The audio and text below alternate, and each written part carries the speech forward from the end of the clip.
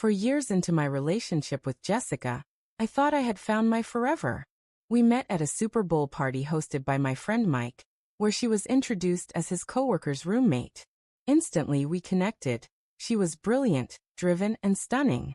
I believed she was my soulmate. After a year of dating, we decided to share a home, bringing my German Shepherd, Diesel, into our little family. Everything felt idyllic, and I was ready to take the next step. I'd spent months planning the perfect proposal, purchasing a 2.5-carat diamond ring that drained 3 months of my earnings. Every detail was set. A romantic dinner at Callowis, the steakhouse where we celebrated our first anniversary, complete with a string quartet. It was meant to be a moment we'd cherish forever. But everything changed when I returned home early from a golf outing with Mike.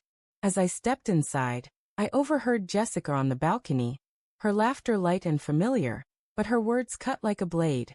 She was on the phone saying, "He's been so secretive lately, hiding his phone, acting strange. It's obvious he's proposing this weekend." I stood motionless in the hallway, torn between confronting her and staying silent. Then her voice lowered, and she said, "Of course I'll say yes. His family's loaded.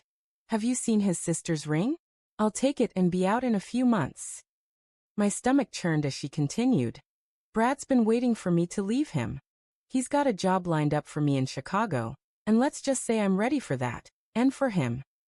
Brad, her boss, the one she swore was married and not her type, had been texting her late at night for months. My world collapsed. I slipped out quietly, shutting the door a bit too loudly. Jessica called out, "Babe, you're back early."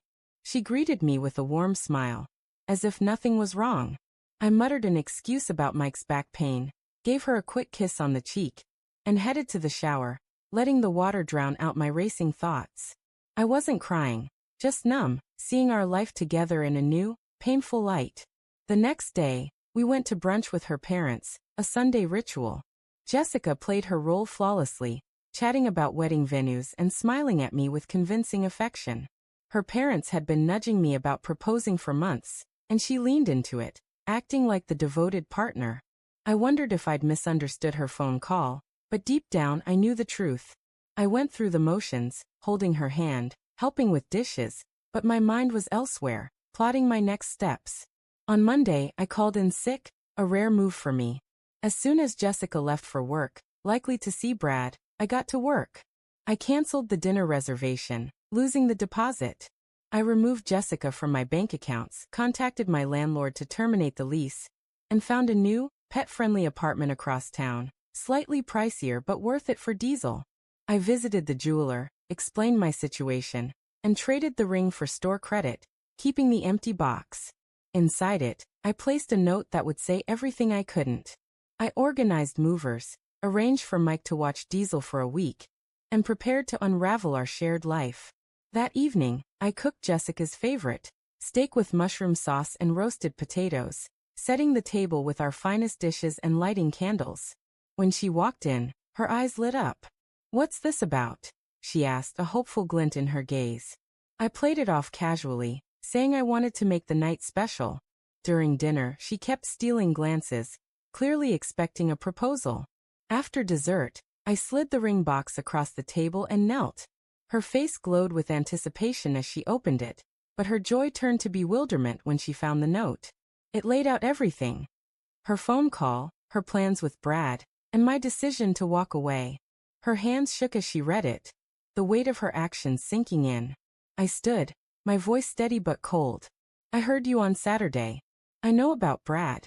This is me leaving." She stammered, "Mark, let me explain," but I was already grabbing my bag by the door. "I'll be back Saturday with movers. Diesel's coming with me. The lease is paid for another month, so you've got time." As I walked out, she pleaded, but I didn't look back. "I loved you, Jessica. Goodbye." 2 days later, I was staying at Mike's, throwing myself into work to avoid her. Jessica had called 47 times, left 29 voicemails, and sent over 60 texts, everything from anger to apologies to desperate pleas. I hadn't responded but kept her number unblocked to document everything in case she tried to spin the narrative. That night, she showed up at Mike's. Shannon, his girlfriend, answered the door and said I wasn't there. I hid in the guest room, feeling like a coward. A friend later called Mike, saying Jessica was outside, crying in her car. Part of me pitied her, but a larger part felt nothing. She had planned to use me for the ring and leave, but I'd turned the tables. It was 3:26 a.m., and her car was still there. Her latest text read, "I'm not leaving until you talk to me." I silenced my phone and made a therapy appointment for the next day.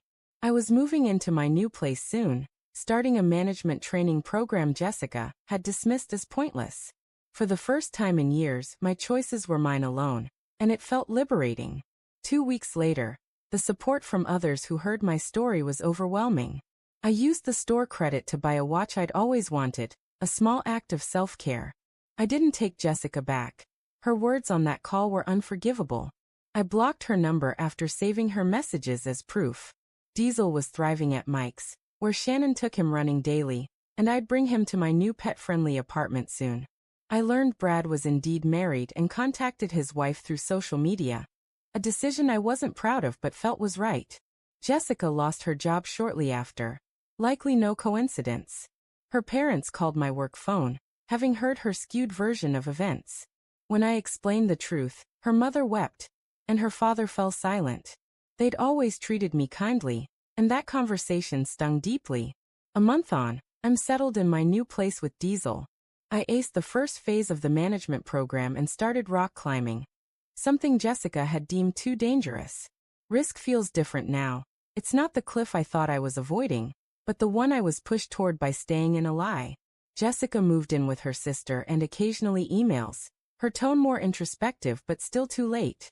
I'm rebuilding, reconnecting with old friends, and finding peace in therapy. Someone said the best revenge is living well, and I'm starting to agree. My old life is gone, but the one I'm building feels right.